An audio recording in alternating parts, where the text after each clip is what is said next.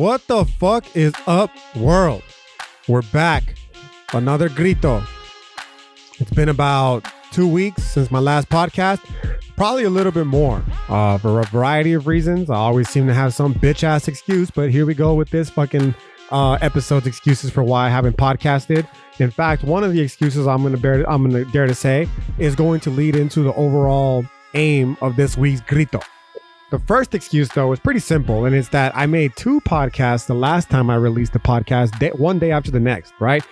If I was playing it smart, which I probably will in the future, I would have held on to the second one, the one that I do with my boy Mike, Sicker Than Your Average, one of my favorite podcasts to this day, because I finally got a chance to be a little silly and a little goofy, yeah? And because of that, I didn't necessarily feel the need to come back with another podcast the next week because I had already dropped 2 in the same week, right? And then following week, I got some very unfortunate news for, someone in our family that really just fucked with me, man. It really just fucked me up and threw me for a loop. I've kind of been a little bit off since hearing this news. It's been about a week, almost 2 weeks now that I got this news. And, the world just seems a little bit darker and a little bit more gray than it was just fucking 2 weeks ago, man. In fact, one of my favorite arguments, and I'll just get straight to the podcast before we even fucking just why bother beating around the bush. So just get straight into it. But before I do, actually, quick reminder: if you follow your boy on social media, preferably Instagram, OG_IceNice13, and also on the Facebook. I'm trying to make a more conscientious effort of posting on the Facebook as well. You can find that on I believe it's the same thing. Honestly, I don't fucking know. Find it, man. You know how to work social media. You know what it is, right? You can also find it on YouTube. I believe that one's also under IceNice13. No OG in that one, or whatever the case might be, right? But for sure, through the Instagram, you'll be able to find it under OG_IceNice13, right? Also, instead of waiting till the ass end of the podcast to do this, I figured I might as well do it at the beginning. A quick shout out to all the peoples who have been following along, who've been keeping up. Those of you who asked me when I'm gonna drop the next one, yo, I see you, dog. I really do appreciate that, man. In fact, in the interest of full disclosure, that kind of is what motivated me to get on with this particular episode and not just continue waiting because, again, of the sad boy shit that I'm currently dealing with. And you know what the fucked up part about it is, man? Is that it's not even me personally that's going through it, but damn, it's got me fucked up, bro. And I don't want to say that I'm not trying to draw attention from the person that it is that actually is going through it, but it just makes me realize, yo, we are all connected, man. We're all connected. And especially when it's someone so close, you feel that shit on a fucking deeply personal level, man. And like, honestly, like I said, yo, the skies just look a little more gray than they did just 2 weeks ago, man. In fact, this is the part that I was going to get into with it's one of my favorite arguments in my philosophy classes. It's called the argument of false happiness. And the way the argument of false happiness works is simple. I like to set the thought experiment by asking my students to imagine 2 relationships. The first relationship with 2 people who are actually genuinely, truly in love. Right? They're in a relationship that we consider to be whatever it is that your personal ideal is of a perfect relationship. For me, this perfect relationship generally entails a couple that is open with one another. They're honest with one another. They communicate with one another, right? They share in each other's experience of this world that we find ourselves living in, the goods and the bads, right? They're not hiding anything. Whether it be from an emotional level or whether it be from their life level, like there's no fucking creeping in this kind of relationship, right? They can communicate with one another. They talk to each other, all that kind of shit. They enjoy each other's company. Like they genuinely care for one another in an emphatic sort of way.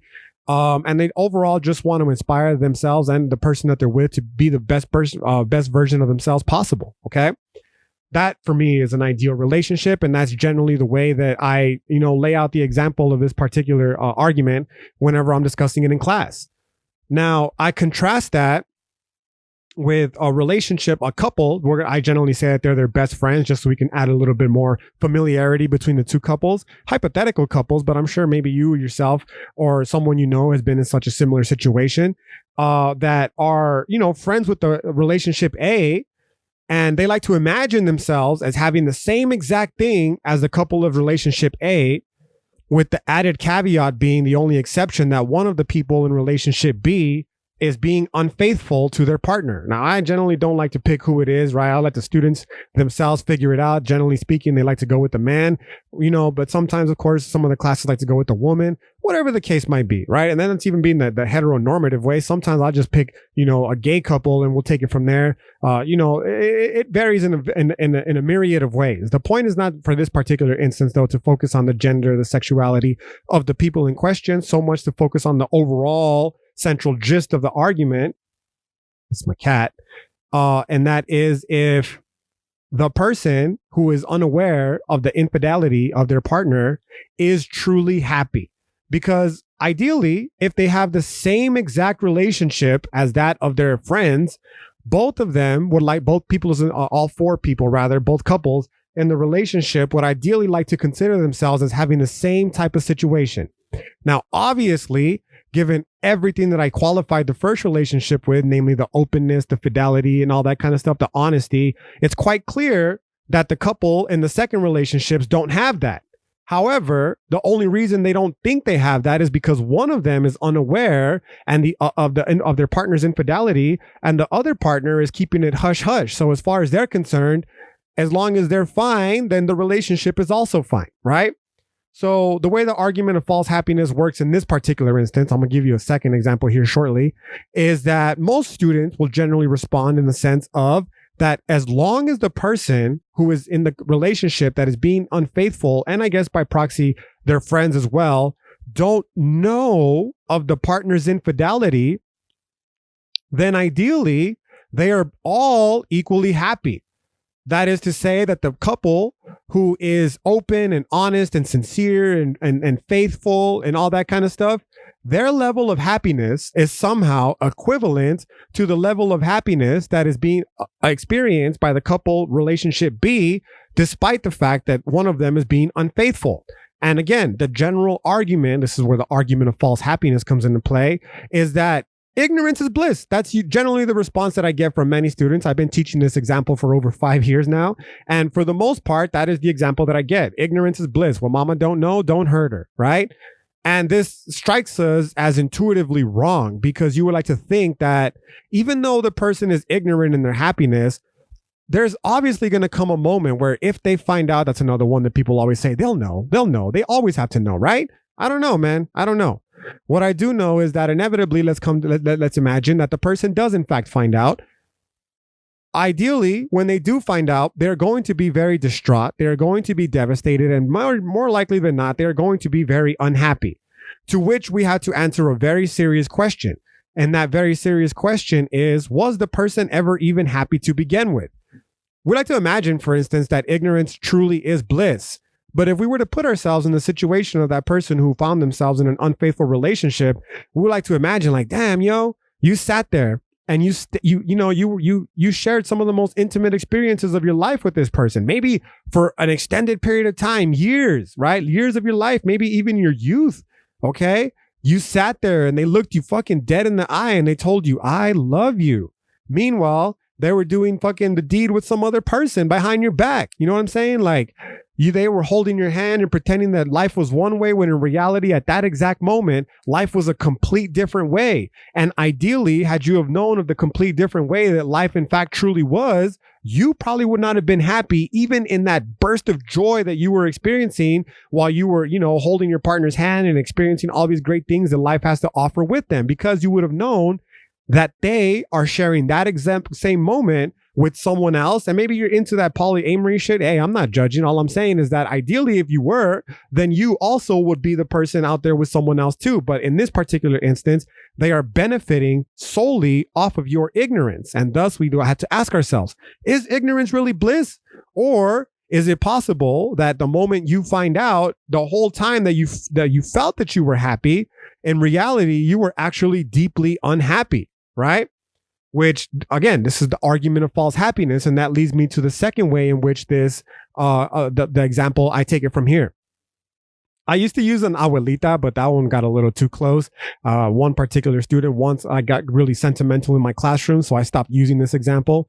So instead, I replaced the abuelita with a dog, right?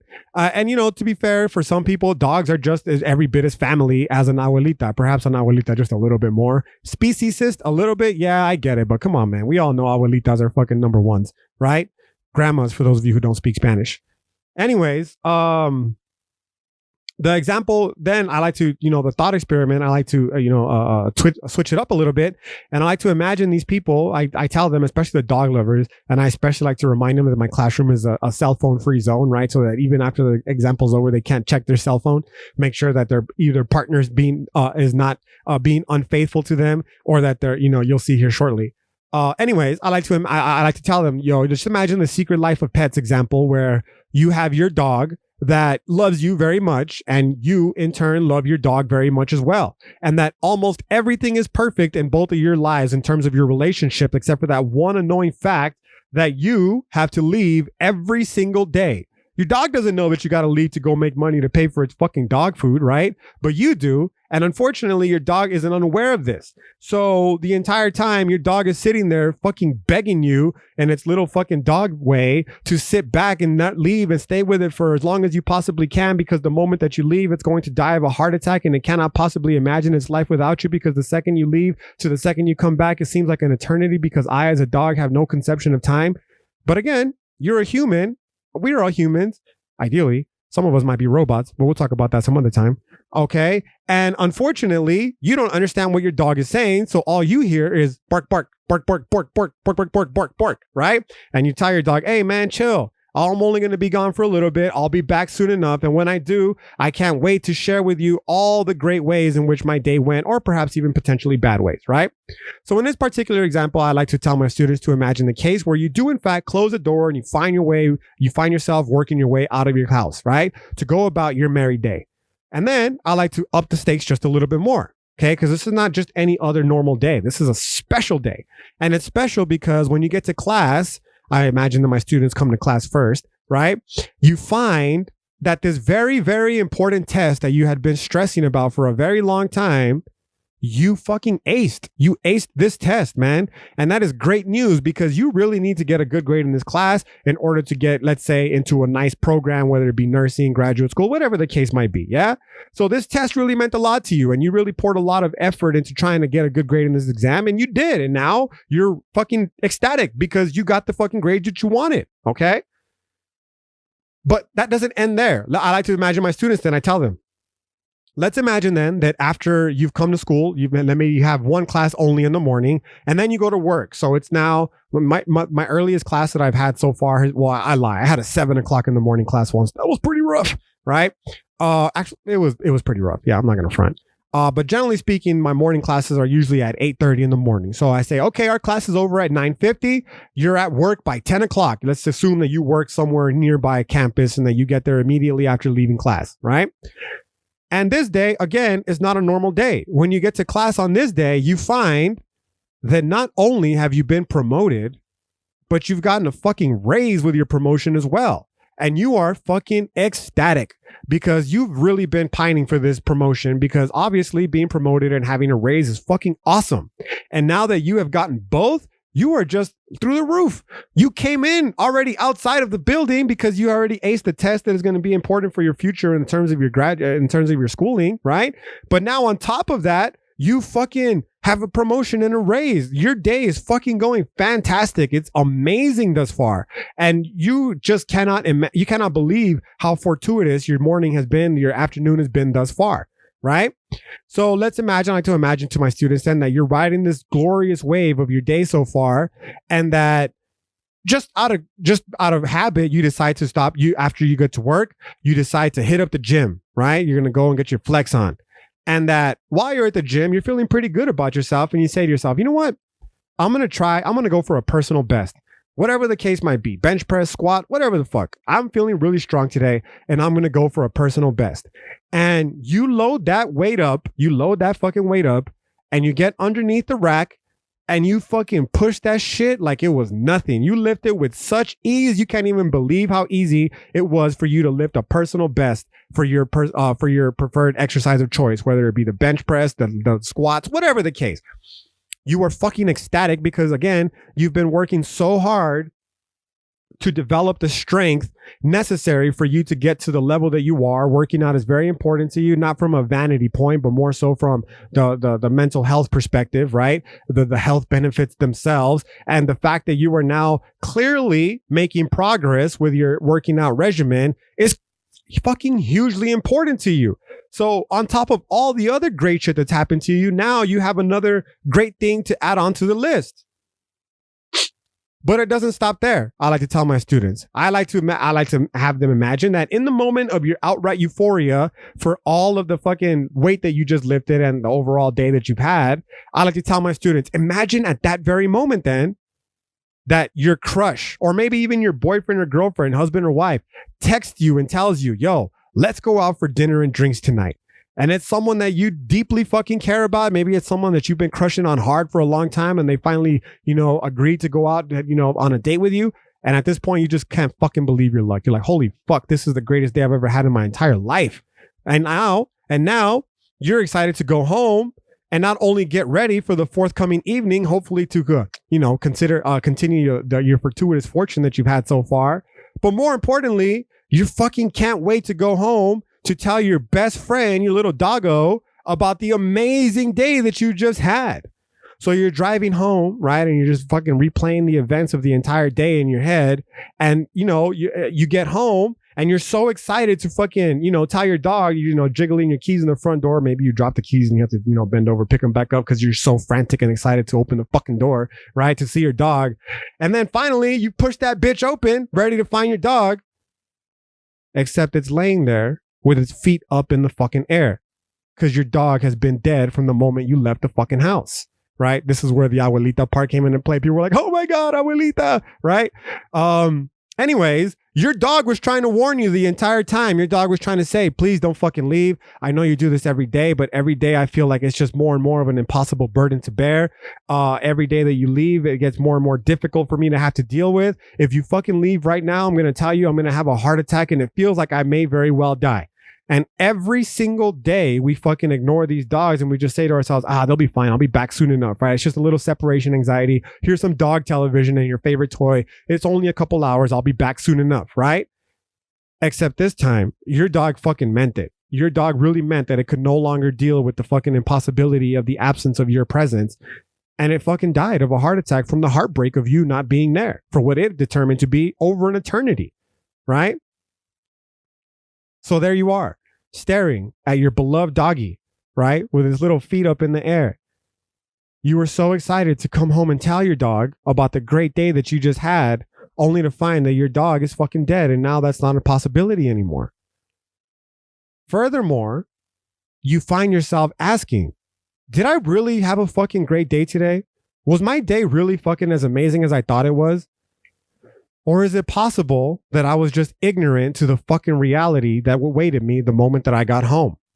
To further amplify this scenario, I like to have my students imagine that the second you fucking close that door to your house, the sound of the door closing, that causes your dog to have a heart attack and it fucking keels over and dies right that instant. Meaning that from the moment you left the house, chances are, let's imagine that if you would have opened the door, like, oh shit, I forgot my keys, right? Or I forgot my cell phone, whatever, you would have found your dog dead and you'd have been like, holy fuck, dude, my best friend is dead. This is the worst thing that's ever fucking happened to me. I can't believe it. I miss my dog already. I'm fucking so distraught and devastated. And that you would have gone, maybe you wouldn't even have gone to work, to school, whatever the case might be, if that would have happened to you, right? Assuming how much you love your dog. You would never have known if you did not go, for instance, you would never have known about the grade that you got. You would have never have known about the promotion and the raise. You would have never hit the gym and hit the personal best, right? And if your crush or whatever did happen to text you, you probably wouldn't be inclined to go out with them, depending again on how fucking truly you loved your dog, right? However, since you weren't aware of all that, you were under the impression that everything was fine. You assumed, like every other day, that everything is good. Your dog's fine. Your dog's at home waiting for you, whatever the case might be, right? So again, we return back to the argument of false happiness and we ask ourselves, were you really fucking happy as all that great shit occurred throughout the day, right? Or is it possible, is it that you were simply just ignorant of the fucking vast unhappiness that awaited for you the moment you found out that your fucking best friend doggy was dead, right? Now, I don't know what your answer is, but I know what my answer probably is. And it's going to be something along the lines of you probably wouldn't be very happy. Let's assume that at best case scenario, you would be a little bit relieved, you know, that you got the grade that you desired, the promotion you desired, the personal best and all that kind of stuff. But you wouldn't be happy. You would be distraught. You'd be devastated. You love that dog. You love this, whatever, you know, extrapolate if you don't want to use a dog example to, you know, anyone that you do love personally. It's fucking devastating news, man. And that if as soon as you're aware of it, it kind of puts a bummer, it kind of puts a damper on your whole day. We're humans, right? Like I said, most of us, I don't know about some of us, right? But most of us are humans and, you know, that shit fucks with us. And that's kind of where, you know, circling back to the beginning of the podcast, where I found myself about 2 weeks ago and why I haven't fucking given another podcast since, right? I found out this news, man. And I got to tell you, like, no, you've been following along with the podcast for a while, so you know I have the fucking, you know, I'm prone to just fucking outright. I'm just a sad boy, yo. Like a fucking, my default is sadness, right? And it's pretty funny. Like at this point in my life, I'm okay with it. I think it's fucking great, right? It's not outright fucking full blown depression every single day of my life like it used to be, but I'm just I'm a fucking, you know, a sad boy. Just leave it at that, right? To begin with, but even through that sad boy shit, I've managed to, you know, work through a lot of the issues that I had in the past. And, you know, I've managed to be able to start to see a lot of the joy and happiness that is possible in life. You know what I'm saying? So despite, you know, my seeming negative, if you will, gray disposition, I'm still very, you know, relatively happy and upbeat for the most part. I can be, right? The potential exists. And then I started thinking, like, when I got the news, the brief moments that I was actually happy, like honestly, truly happy for extended periods of time, no less. Okay. These episodes that like the depressive episodes, they don't last as long as they used to when I was younger, right? They last for at best 2 weeks, 3 weeks, right? And then they fade away. And then I have happiness, like overall, just general happiness. Like, oh, I'm okay now. I can fucking fight through this. You know what I'm saying? And even when I am in the depressive mode, that's even fucking more reason to fight through it, right? I wake my bitch ass up early and say, we got to work out. We got to eat right. We got to do all that kind of shit because this is not good. And as much as we don't want to, we have to fight through that desire not to, because not doing so only amplifies it, right? And then that leads to those happy moments that I'm talking about. And then I got this news again, like I'm saying, and I asked myself, like, fuck, dude, even those brief moments of joy and happiness that I did manage to experience, was I really happy? Or is it possible that I was just ignorant to the reality that awaited me the moment that I fucking found out the truth, right? When I found out what the situation was? I don't know what the answer is. Again, right? I at the time, I felt as though I was truly happy. But in reality, the news that I discovered had been already, you know, it's been going on for about 2 months almost. Okay. And in those 2 months, I can't really say like, fuck, man. The happiness that I had, was it real happiness? Because if I would have known the news the moment that it happened, right, 2 months ago, I got to tell you, man, I probably wouldn't fucking, I wouldn't have been happy. I'm not happy now. Like I'm telling you straight up, I'm good. Like I'm not fucking suicidal. Like don't get it twisted, please. I got to fucking emphasize that part. But what I'm saying is like, it's just, again, the world is just a little more cold and gray. I'm, you know, it is what it is, bro. Right. So, if I put myself in this position back 2 months ago, I'd probably realize like, man, like all the great shit that happened in the past 2 months, because a lot of cool stuff happened in my personal life in the past 2 months, it would have been weighed down heavily by this news. And I know that because cool shit has happened to me in the past 2 weeks alone. And I still like, it's weighing down my consciousness, like the things that I generally do to have fun, the things that bring me joy. It's just like, the little cloud is kind of just, you know, floating over the head, and it's just always there. It's always present, which leads me again further to believe that had I known the news, I wouldn't have fucking been happy then either. Right. So that in and of itself, that particular thought experiment is just a long-winded way of introducing the actual topic for today's podcast, for today's Grito. And that is the problem of evil. The problem of evil is one that, I mean, it's an ancient problem in the history of philosophy. It's a problem that still exists to this day. It's a problem that we're probably never going to fucking answer unless some sort of metaphysical being were to come down, a godlike entity to Earth and give us an absolute answer to this fucking question, right? At best, the only answers that we'll have are those which are provided to us by either philosophers or theologians, okay? Both of which, to me personally, they're just not sufficient. They're not good. They're not good answers. They're not good responses, okay? Furthermore, I will qualify it further and say that for me personally, the problem of evil is one that always fucking comes to mind when it comes to people who are like when it comes to religion in general. Like, why don't I believe in religion? Because the problem of evil, dog. It's that simple. Like, that's one of the many reasons, okay? One of the many reasons why I don't believe in religion. You can throw in the fucking the colonization, and the treatment of the indigenous peoples, which itself is a fucking the problem of evil. Okay. For me personally, though, you could throw it in because, why would I be a fucking Christian if the way the Christians treated my ancestors? That's just fucking dumb. Okay. But on a more abstract metaphysical reasoning, the problem of evil, it's probably, again, the biggest reason that keeps me from believing in a godlike entity. Okay. In fact, actually, there was a really funny meme about this circulating. The meme itself was of Steve Buscemi and Spy Kids. And the quote was, can you imagine? I can't believe they got away with this kind of quote in a kids movie. And the kids movie from Steve Buscemi and the Spy Kids again was, do you think God stays in heaven so he can avoid the horror of what it is that he created, namely us human beings or something along those lines, right? And that itself is also not the iteration of, but it's you can extract that from the problem of evil as well. Okay. Namely in this idea that maybe God does exist and look what the fuck, dude, like, goddamn. Right. Anyways, the problem of evil, I apologize for that, itself, simply writ, is that let's just imagine, I'm not going to highlight it to you like in premise conclusion form. I'll just, articulate it the way I'm assuming you've grown accustomed to hearing me do so. Let's just assume for the sake of argument then that God does exist. And let's just say that it is a Christian God, right? I always tell my students in this particular sense, like, dude, if the Christian God is real, the last thing I want to do is go to heaven. Cause fuck that. Be surrounded by a bunch of the people who fucking raped and committed genocide on my ancestors. No, thank you. I'd rather spend an eternity in hell with all the fucking cool people. The cool people here being the prostitutes, the gamblers, the drug addicts, the fucking alcoholics, because if as much as you're going to soon find that at least when it comes to the drug addicts, that I'm right. I would much rather spend time in their company than in the company of fucking Christians who, again, committed genocide on my ancestors, or those who allow evil things to happen in their name, no less, who, conduct evil actions in their name, no less, all of which by proxy are the problem of evil. So allow me then to stop beating around the bush and just get into it. The problem of evil simply is going to state, if God exists, why does evil occur? It's very simple. It's a very simple argument. Okay. And before we continue along with this argument, let's remind ourselves that the definition of God, at least as written from a Christian perspective, Christian being any religion that believes in Christ, but the same is true for the Abrahamic religion, so Judaism and Islam as well.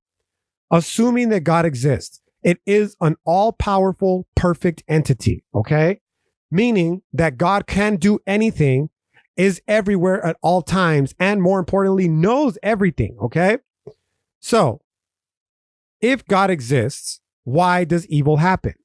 Because ideally, this all-powerful entity could stop the evil from happening, right?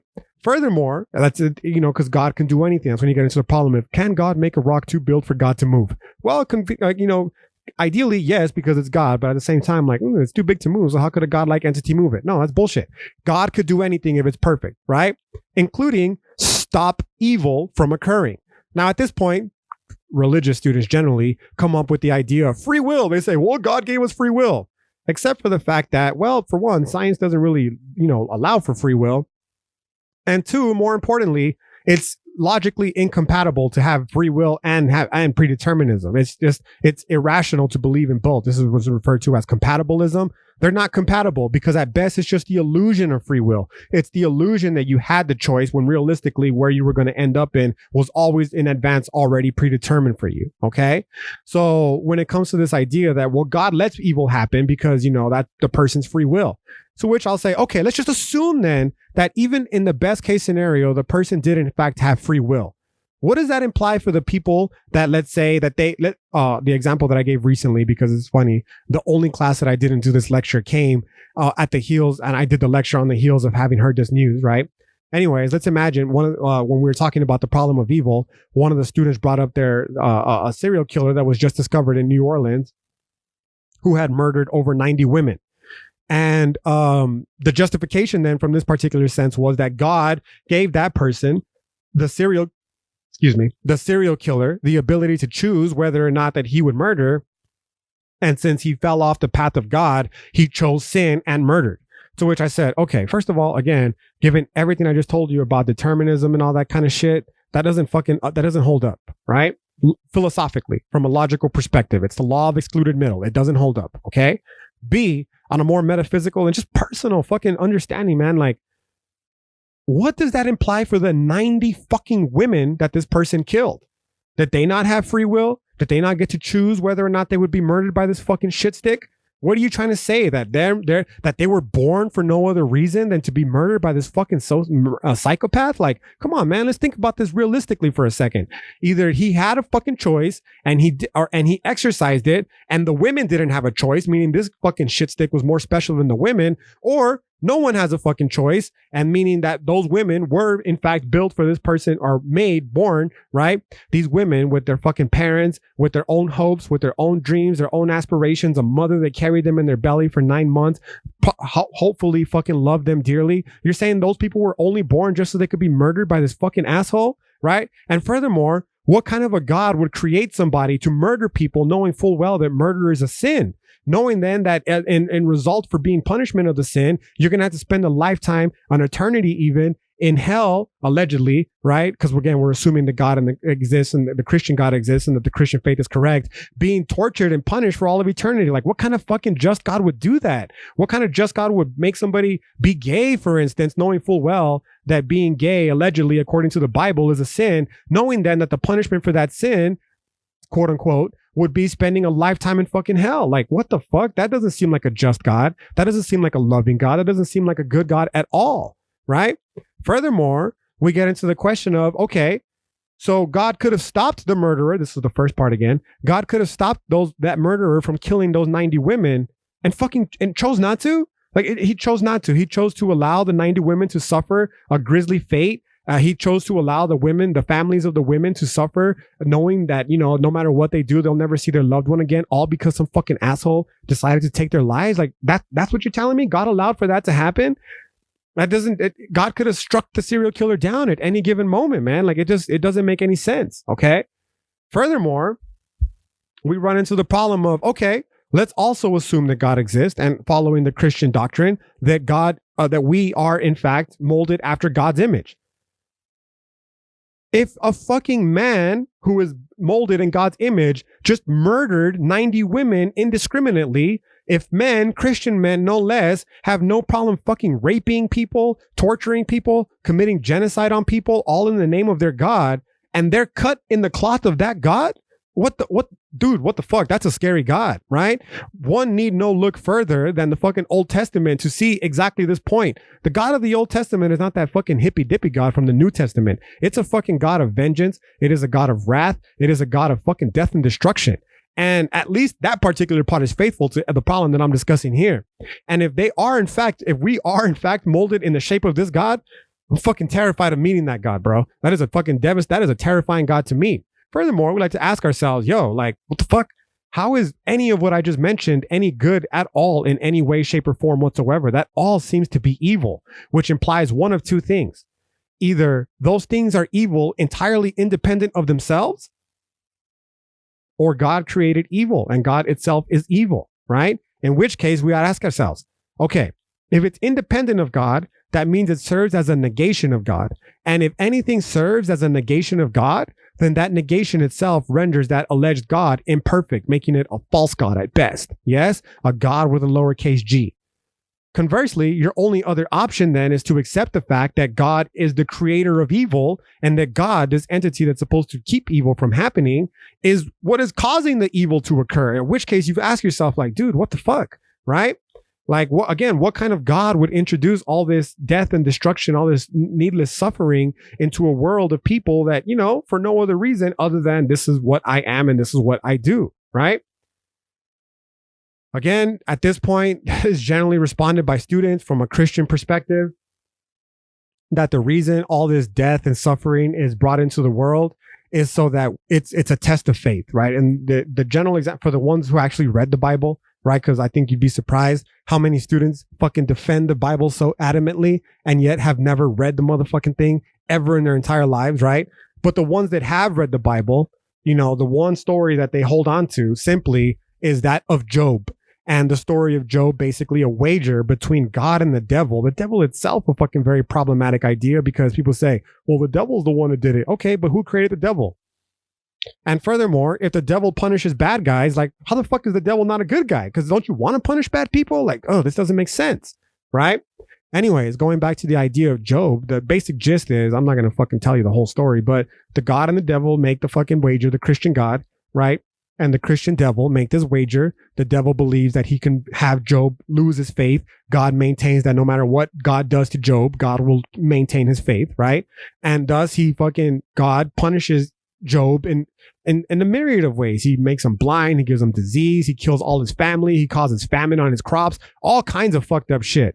And throughout all of that in the Bible, a story, this character keeps his fucking faith in God. Very convenient, right? And that's what these students generally try to, the ones who are really versed in their faith, they'll generally try to give the story of Job, to which the answer is simple. Okay, let's assume that your idea that God has created us and is testing us through our struggle in order to prove our worth, in order to enter the kingdom that is Christian heaven.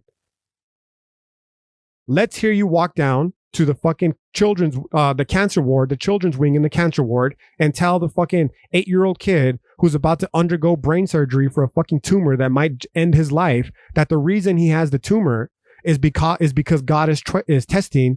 The reason that this child has the tumor is because God is testing his resolve and his faith in order to prove himself worthy to ascend to the kingdom of heaven. Like, what the fuck are you talking about, man? It's so easy to have these ideas that we've been brainwashed with and regurgitate them without actually thinking about what we're saying.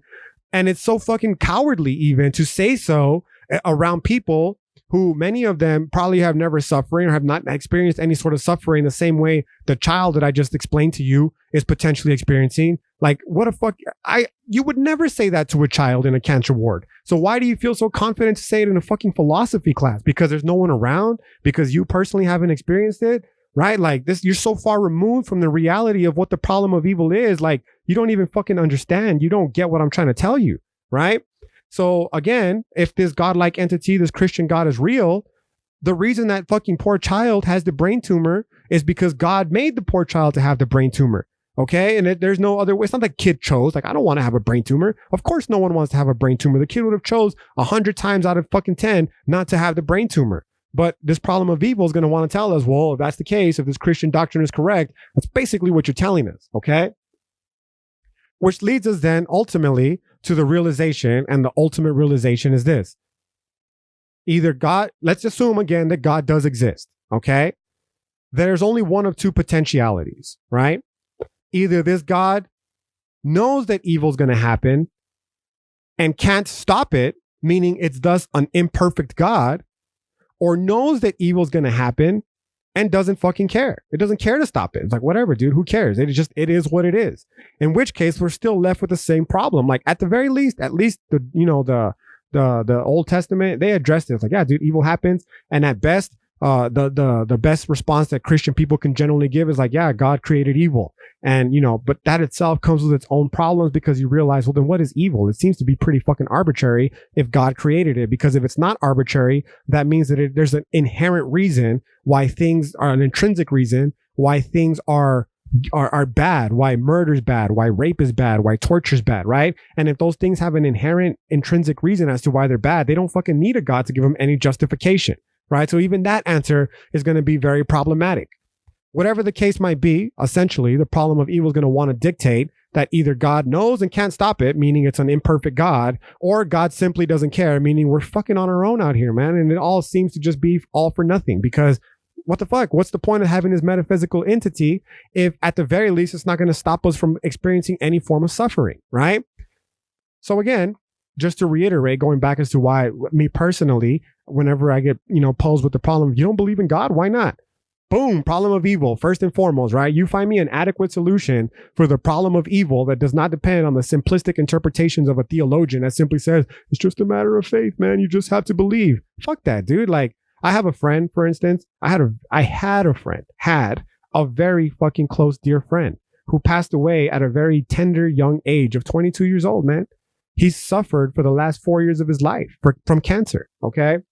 And this person, I wish every single person who's listening to this would have had a chance to meet him, just so you could know what a pure spirit truly was. Like the most fucking, just the chillest person, never harmed anybody, never did any harm to nobody, man. Like just a fucking all around good person. Okay. And to see him, go down to cancer, he got it like at 19 and he was dead by 22. And he suffered. He fucking suffered. Like the last 3 years of his life, he suffered hard, man. And, to know that happened to him, and that there's currently people, this is the drug addicts part, right? Me personally, I have a very contentious relationship with drug addicts because my father, I never met the motherfucker. He's not a father figure. The dude that knocked up my mom, man. He's a drug addict. And the reason I never met him is because he's a fucking drug addict. He spent his whole life in and out of prison because of his heroin addiction. And when he was out of prison, raising a child was never on his mind. The only thing that fucking shit stick cared about was getting high. Right. So because of that, I was left without a father. Thankfully, I had an amazing grandfather that, picked up the fucking burden and carried it. But even then, a grandfather is not the same as a father. Everybody knows that. Right. So when it comes to drug addicts, I have a very fucking contentious relationship, and it's difficult for me because on the one hand, I want to be a loving person. I want to be this character, I want to be like the dude that I just explained to you, man. Never pass judgment, never hold grudges, never be vindictful, just fucking be a pure person to inspire others around me to elevate to a higher fucking level of being that we're all capable of, right? But unfortunately, I'm not fucking like that guy. I'm trying to work to be like that, but I'm a fucking definite work in progress. And deep fucking down inside of me, I have some fucking serious anger issues, okay? Some serious resentment, some serious hostility. And a lot of it generally gets directed towards fucking drug addicts, okay? Because of my past, right?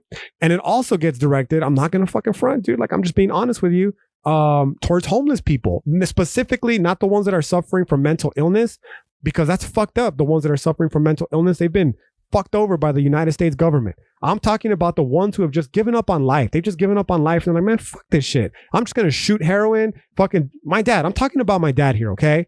I'm going to shoot heroin. I'm going to be a fucking drunk. I'm going to go off and hurt people. I'm going to be a philanderer. I'm going to do, I'm going to be fucking having kids with multiple women and never fucking bothering to raise these children. Just an all around shit human being, man. Right. And I always ask myself, like, I see these people, I see these fucking junkies. I live in the Northeast El Paso. For those of you who aren't familiar with the area, let me fucking familiarize yourself with it. It's not a fucking dump like people like to make it out to be. It's not a dump though at the same time, right? There are certain parts of Northeast El Paso where if you're walking through at nighttime, I like to say you're basically in the Walking Dead because of all the fucking shithead junkies that are walking up and down the street, right? Dyer Street, for those of you who are wondering, specifically from about Fred Wilson and Dyer to about Hondo Pass. Yeah. Anyways, I see these fucking junkies, man. And I can't help. I can't wrap my fucking head around it. I ask myself, like, how is it possible that this fucking junkie, drug addict, drunk loser is in fucking perfect health? Like, I see them there. They're surviving. They're fucking in their 60s, 70s, 80s, and they're doing the same thing that they've been doing since they were 20, probably just shooting up heroin, getting drunk, and fucking living an all-around shit life. Like, they're not contributing anything. They're not doing anything of merit. They're not doing anything of value. They're not fucking helping other people at fucking, and if anything, they're fucking hurting people, right? Maybe they're just, the disdain. I don't want to be the disdainful person, but I can't fucking help but, feel that way. Because again, of my own personal relationship, lack thereof with my father, who is one of those people, right? But more importantly, because the problem of evil, I asked myself, like, dude, what the fuck? The guy that I just explained to you was this pure fucking spirit, like this fucking pure energy, this ball of love, this fucking person who, you ask anybody who knew him, inspired others to be a great person like him, dude, like elevated other people around him just by his presence. The fucking biggest smile. It's just a great fucking person, dude. And he died fucking sadly, terribly in pain from fucking cancer at 22 years old. And then you have these fucking people who are fucking just fine. Like, what the fuck? This doesn't make any sense to me, right? So going back to the problem of evil, it's like, well, what the fuck, dude? Like, You're telling me these people are any better than these people? Like, what kind of God? It doesn't make sense to me. Okay. So yeah, that's the problem of evil in a nutshell. There's so much more to it. I just, I'll talk about it, I'm sure, at some other day. But for now, I think I've done a decent enough job of at least explicating to you the problem of evil, which is the simple intention. Okay. Now, I'm not saying that, I'm not ruling out any possibilities. Like I said in my last podcast, at least my last solo cast, not the one with my boy Mike. At this point, I'm open to any potentialities, right? But in terms of, stories of, people, where we come from, what our purpose is here on life, where we're going, all that kind of shit, right? Maybe it's possible that this God does exist. And maybe it's possible that the deists are correct. And what the deists are going to want to argue is that God, this, Christian God specifically, just to keep in line with the idea that we've been discussing so far, created the universe in its most perfect way and then just stepped away and left us to our devices. Okay, maybe, man. Maybe that's a possibility. And maybe Peter Parker really is fucking slinging webs out in fucking New York City in some alternate dimension. I don't fucking know. Okay? What I do know is that given all the shit that's happened recently within the last 2 weeks again, but also just the history, I'm waiting for my cat to jump up in case you're wondering. There she is. Also the trajectory of life in general, not just mine, but the history. You just got to read into the history and see how fucked up life seems to be. It really leads me to believe that, nah, man, there's no such thing as a God. In fact, if anything, this religion, specifically Christianity, and this idea of a God has caused infinite fucking more harm than good, man. Infinite more harm than good. Just look at the history of wars around the world. Most of them built off the religious beliefs. Even the fucking the Buddhist monks are out there killing people, man. They're killing fucking people who don't want to be Buddhists, right? I believe, right? The Rohingya massacre. They're like, all religions, man, all these religions, they're not special. And the idea here is that that's just what religion does to people. It fucks us in the head deeply, right? The belief in a God. How many people have been killed because they think that Jesus Christ is the Lord and Savior, or still being killed because they think Jesus Christ is the Lord and Savior, right? How many people have had, rape? How many justified? Look at the fucking pedophiles in the Catholic Church right now, man. Why aren't they being fucking hung on the streets at this very moment? Why? Because they're supposedly these fucking holy men that represent the Christian God. Like, nah, man, that's bullshit. That's nothing more than fucking the introduction of evil into the world. And because of that, I'm just like, nah, dude, I don't really vibe with this idea of needing a God or a religion, because as far as I'm led to believe, it just basically seems as though this whole life is just a matter of fucking fleeting chance and chaos, and that there are nothing more than a few brief moments of love and joy and affection, right? And the goal then is, at best, this is just to close the podcast and then tie it in with some of the past podcasts, is to try to just increase as much of the love and joy as possible in an attempt to combat all the fucking evil that permeates the world at any given basis, right? At any given moment, I should say.